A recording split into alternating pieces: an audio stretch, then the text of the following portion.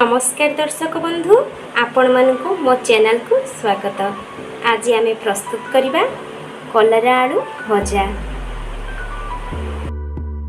प्रथमे आमे पैन रे कलरा को भलो भाबरे भाजी आनिबा, जा फल कि कलराटा आ बेसी पिता लागबनी।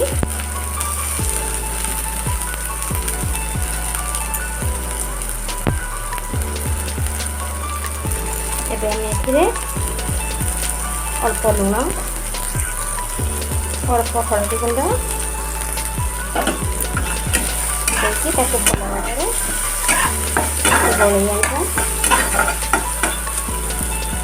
आम गैस को सिम करके 5 मिनिट कवर कर नवा। 5 मिनिट हो गलानी। आउ कवर करवानी, मीडियम रे कि भल भाव भाजी आनिबा।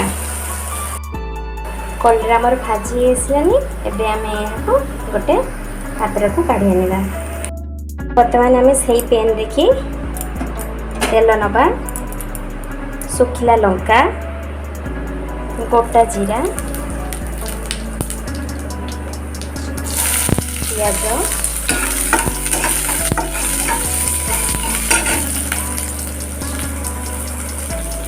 लंका गुंड भल भाव गोल आना।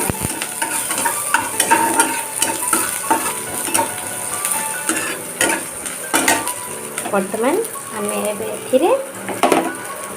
छोट छोट करके मो आलू रखी पकई ना।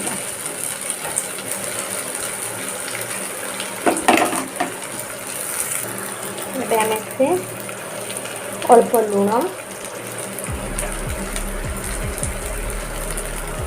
हलदी ऐड करवा, भल भाव गोल लगा।